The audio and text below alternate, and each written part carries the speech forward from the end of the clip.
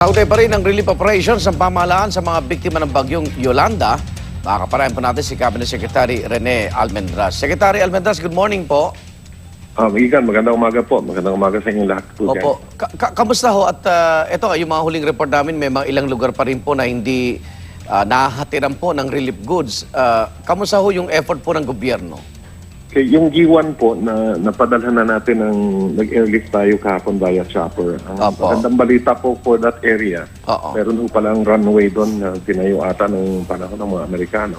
Okay. So na-clear po yun. We will attempt a flight directly into G1 po. Kasi yung area na yun, kung may mapa po kayo, makikita niyo yung southeast portion ng Samar para siyang peninsula.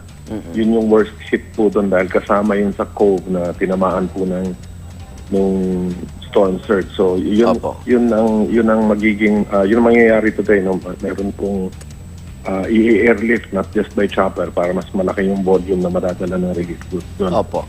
Maganda naman pong balita, kahapon ng gabi po, nag-usap kami ni Secretary Singson. Gumagalaw yung road repair going to G1.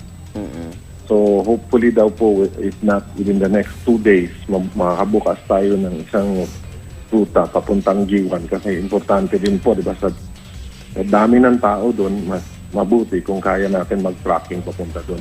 Opo. Yung sa south, nakita ko yung coverage po ni Mike Enriquez kahapon regarding the southeast coast ng Leyte. Opo. Totoo po yun. Ang ano po doon, meron tayong airlift ngayon na chopper specifically to that area. Yung mga, there are certain barangays that are unreachable by road. So, Meron pa rin ngayon, ano? Oo. So, marami pa rin hindi napupuntahan, Secretary, no? Actually, napuntahan na ho lahat. Lahat? Okay. Well, hindi ko pong sasabihin 100%. No? Kasi meron ng mga small communities po na Opo. hindi naman po natin alam sa national government. So, we rely on the local government to tell us where. So, Okay. yung areas na na-identify na meron tayong operation po. Opo.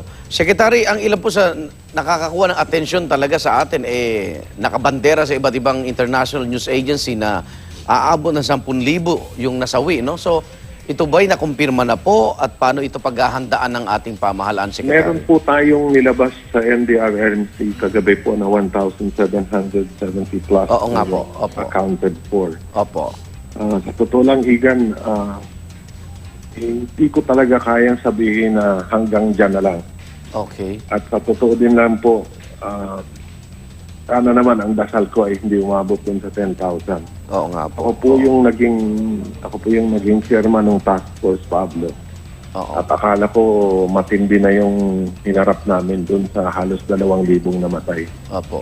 Meron pa pong there's about 400 dun sa Davao Oriental na hindi na namin na-recover talaga. So, sana naman po hindi ganun kalaki. Masasabi ko lang po, malaki po ang problema. There is an opportunity for all of us to help. Kaya po kami nananawagan sa lahat ng ating kababayan. Opo. In whatever way they can, yung tulong po nila ay malaking bagay po. Yung declaration ng Pangulo kahapon na State of National Calamity, ano na po ang ibig sabihin nito sa panig po ng mga biktima para maibsan naman po yung kanilang nararamdaman ngayon? More po on our ability and the national government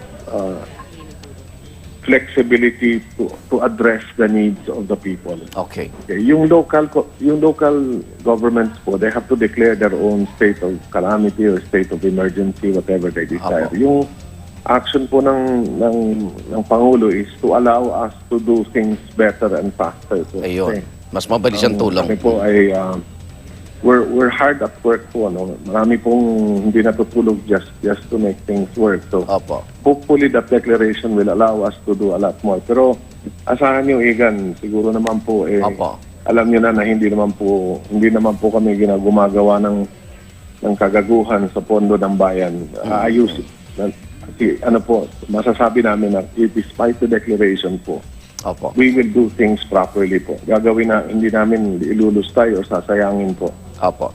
Okay. Ingat po kayo, Secretary. Maraming salamat po. Cabinet Secretary Maraming Rene. salamat po sa tulong ninyo. Maraming salamat po sa GMA Foundation, sa lahat po ng mga kasamahan natin na mabuhay po lahat ng Pilipino na tumutulong sa mga Pilipino. Maraming salamat po. Cabinet Secretary Rene Almendras.